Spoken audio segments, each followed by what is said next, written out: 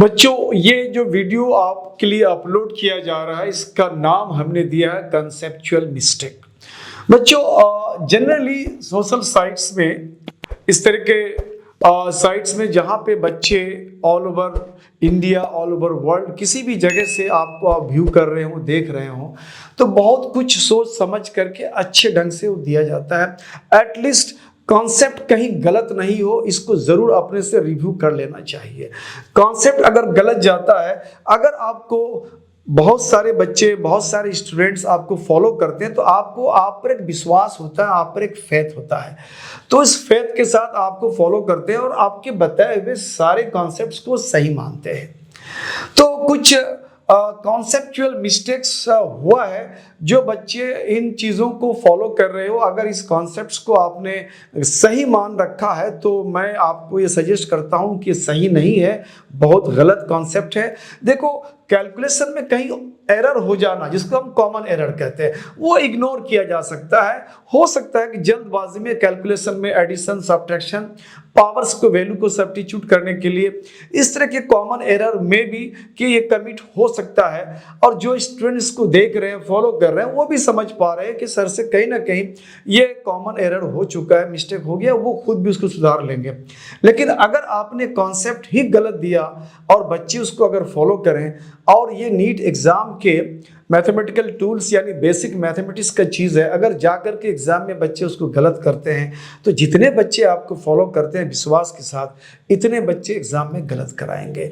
तो बच्चे, आप इस कॉन्सेप्ट को सुधार लो, मैं बताने जा रहा हूँ, आप उसको सही मानो। कुछ गाइडलाइंस है, कुछ मजबूरियाँ हैं जो मैं नहीं बता सकता, कोई नहीं बता सकता, उसके बारे में डिटेल मैं नहीं कर सकता, उसका क्लिप मैं नहीं दिखा सकता। बस इतना है कि आप इस कॉन्सेप्ट्स को सही मान के चलो, जो मैं बताने जा रहा हूं, आप इसको गलत नहीं करना। तो पहला क्वेश्चन जो एक कमिटेड है गलत conceptually, the minimum value of y, this very function का मिनिमम वैल्यू निकालना है। बिल्कुल कैलकुलस से, मैक्सिमम मिनिमा चैप्टर से दिया गया ये सम है, जो मैथमेटिकल टूल्स में, खास करके नीट के एग्जाम में जो मैथमेटिकल टूल्स बेस्ड क्वेश्चन पूछे जाते हैं, वहां पे आता है। तो सबसे पहले इसको हम लोग डिफरेंशिएट करेंगे।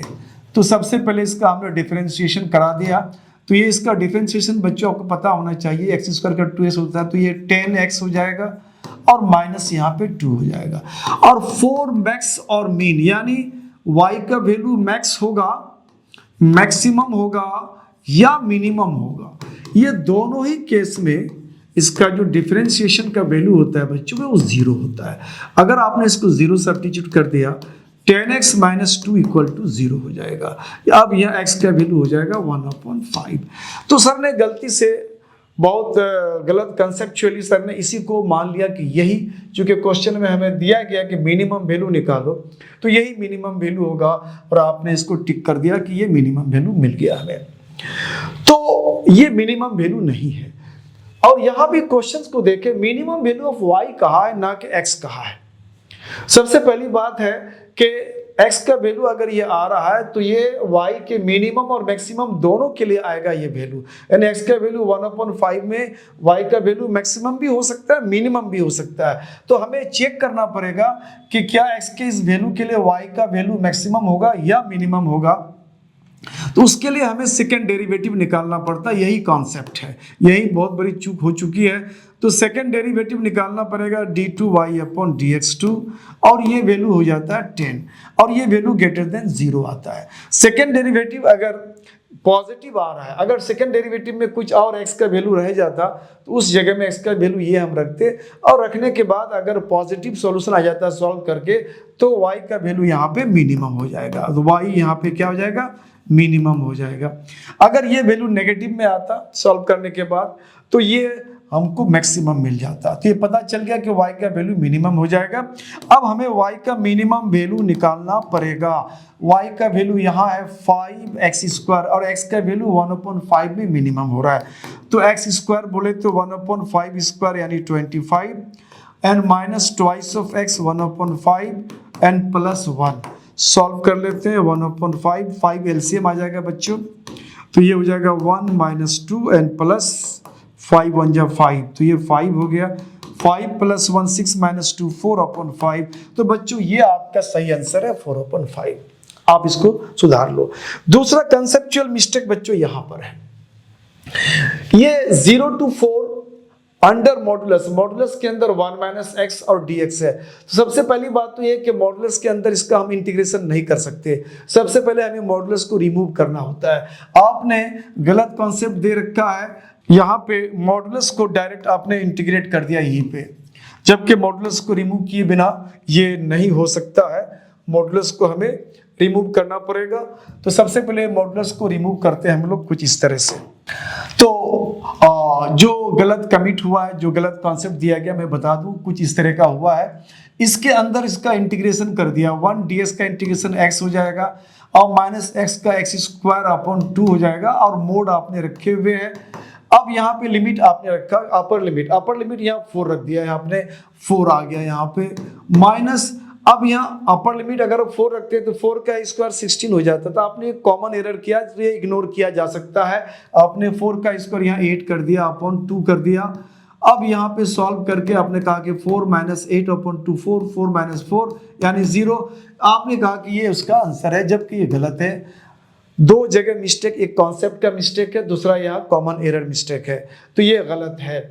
सबसे पहले हमें इस मॉडुलस को रिमूव करना पड़ेगा। पहला कॉन्सेप्ट समझ लो बच्चों, आपको ये मोड को रिमूव करना पड़ेगा, और उसको रिमूव करने का तरीका है, मोड के अंदर का जो वैल्यू है जिसको इंटीग्रेंड कहते हैं, उसको हम सब्स्टिट्यूट करेंगे 0, और करने के बाद x का सॉल्यूशन यहाँ निकाल लेते हैं, 1 आ गया। अब हमें यहाँ लिमिट देखना पड़ेगा कि इंटीग्रेशन का लिमिट 0 to 4 है।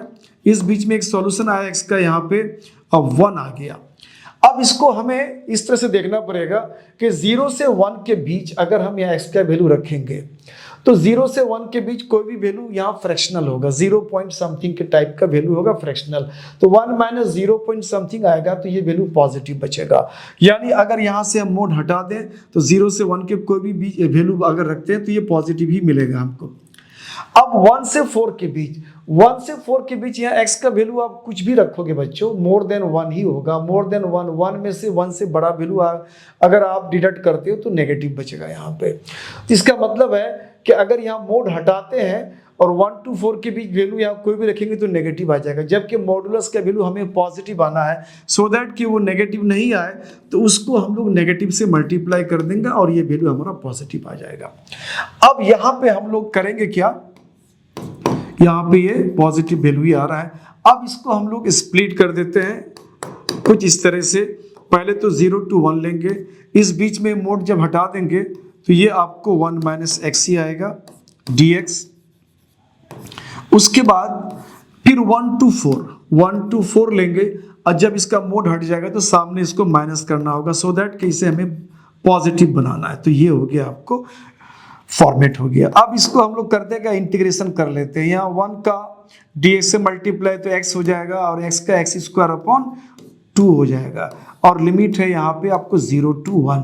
ये माइनस को यहाँ कर लेते हैं हम, इसका भी इंटीग्रेशन वही हो जाएगा, x - x² हो जाएगा, और लिमिट यहाँ पे 1 to 4 है, 1 to 4। अब इसको यहाँ पे थोड़ा सा हम लोग सॉर्ट आउट करते हैं। अब ये अपर लिमिट यहाँ सब्स्टिट्यूट करते हैं। अपर लिमिट बच्चों यहाँ 1 रखोगे, माइनस यहाँ पे 1² रखोगे, तो 1 - 1² नहीं 1/2 हाफ हो जाएगा, 1 - हाफ यानी हाफ हो जाएगा। तो ये वैल्यू यहाँ हाफ हो गया बच्चों, और 0 रखते हैं तो ये भी 0 हो जाएगा, ये भी 0 हो जाएगा। उसके बाद यहाँ पे माइनस रखते हैं। अब यहाँ पे अपर लिमिट रखते हैं, तो अपर लिमिट यहाँ बच्चों 4 हो जाएगा, यहाँ पे 4² 16 हो जाएगा, तो 16/2 हो जाएगा 8, यानी 4 - 8। 4 - 8 का मतलब हो गया -4। एंड आफ्टर दैट माइनस के बाद फिर लोअर लिमिट रखते हैं, तो लोअर लिमिट यहाँ 1 रखेंगे, 1 - 1/2, 1² दैट इज 1, 1/2 यानी 1 - हाफ यानी हाफ बचेगा यहाँ पे। तो ये हो गया आपको -हाफ।